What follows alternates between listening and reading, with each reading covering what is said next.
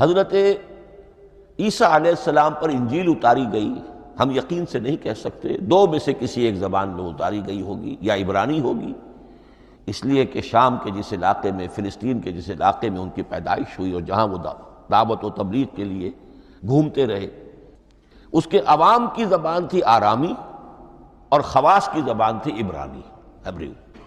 تو یا تو وہ بھی تورات کی طرح عبرانی ہی میں نازل ہوئی تھی یا آرامی میں ہوگی، لیکن اب کوئی نسخہ نہ ہیبریو کا، کوئی قدیم نسخہ دنیا میں موجود ہے، نہ آرامی کا۔ جو سب سے پرانا نسخہ ملتا ہے انجیل کا وہ اس کا ترجمہ ہے، لیٹن زبان کا ترجمہ ہے یا گریک ترجمہ ہے، اصل کوئی نہیں۔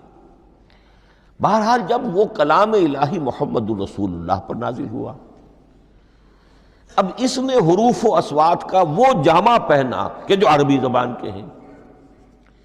یہی وجہ دیکھیے، میں نے جو آیت سورہ حامیم، یہ جو سلسلہ سور ہے اس میں سے سورہ زخرف کی آیت جو میں نے آپ کو سنائی، حامیم والکتاب المبین انا جعلناہ قرآنا عربیا لعلکم تعقلون، ہم نے بنا دیا ہے اپنے اس کلام کو قرآن عربی، اس کو عربی حروف و اصوات کا جامہ ہم نے پہنا دیا ہے، انا جعلناہ قرآنا عربیا لعلکم تعقلون، کہ چونکہ مخاطب اول جو قوم تھی امیین، ان کی زبان عربی تھی، لعلکم تعقلون، تاکہ تم اس کو سمجھ سکو۔ اب اس سے آگے چلیے،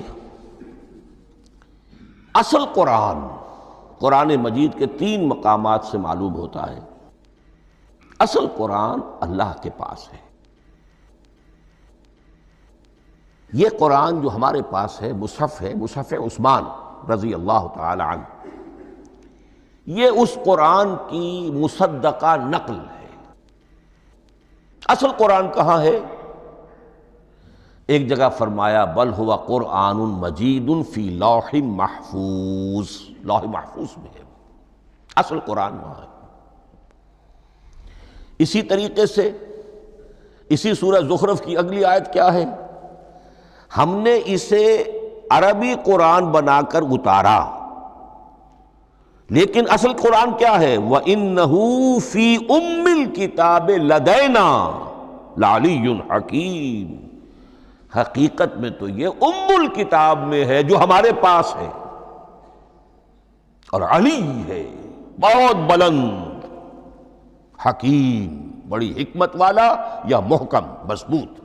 حکیم کے دونوں معنی ہیں۔ استحکام بھی اسی ہے کاف اور میم کے مادے سے بنا ہے، کسی شے کا پختہ ہو جانا، مضبوط ہو جانا، اور عقل کی پختگی وہ حکمت ہے، وہ دانائی ہے۔ اس اعتبار سے نوٹ کیجئے، اصل قرآن کہاں ہے؟ لوح محفوظ میں۔ اصل قرآن کہاں ہے؟ ام الکتاب میں۔ اسی کو کہا گیا ہے ایک اور مقام پر، فی صحف مکرمۃ مرفوعۃ مطہرۃ بایدی سفرۃ کرام بررہ۔ یہ قرآن، اصل قرآن تو بڑے صحیفوں میں، ان صحیفوں میں ہے، ان صفحات میں ہے، ان اوراق میں ہے، جس کی شان کیا ہے؟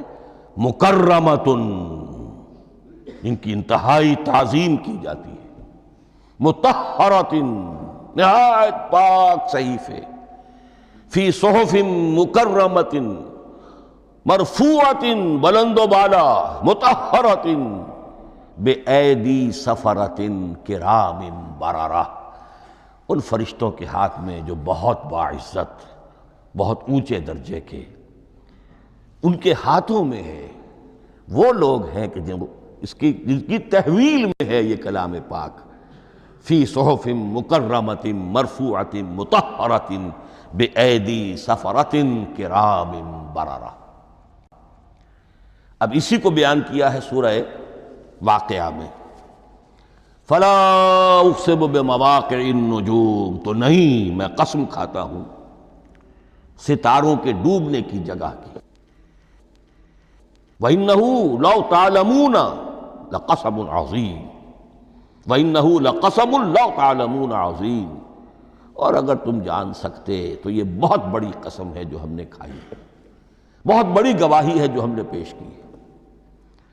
اب تدریجاً اس کا انکشاف ہو رہا ہے. یا آج جو تصور ہے بلیک ہولز کا، اس سے کچھ اندازہ ہوتا ہے یہ ستارے کہاں ڈوب جاتے ہیں. بڑے بڑے ستارے نسیم منسیہ ہو جاتے ہیں، ستارے نہیں پوری گیلیکسیز اس میں گم ہو جاتے ہیں. وہ مقبرے ہیں بڑی بڑی گیلیکسیز کے.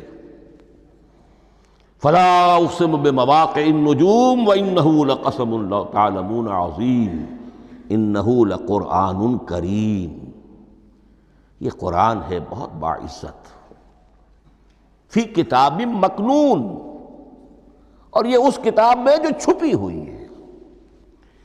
یہ لؤلؤ مکنون کا لفظ آتا ہے قرآن مجید میں. جیسے موتی ہوتے ہیں انہیں چھپا کر رکھا جاتا ہے ڈبیوں میں، مخملی ڈبیوں کے اندر موتیوں کو، اسی طریقے سے فی کتاب مکنون لا یمسہ الا المطہرون.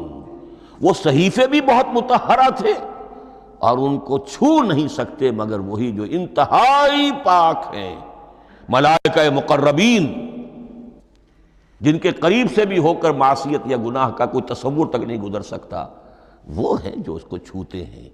ان کے ہاتھوں میں ہے، ان کی تحویل میں ہے. یہ ہے وہ چیزیں کہ جس سے اندازہ ہوا کہ اصل قرآن کہاں ہے. یہ جو ہمارے پاس ہے در حقیقت یہ نقل مطابق اصل ہے، مصدقہ نقل ہے.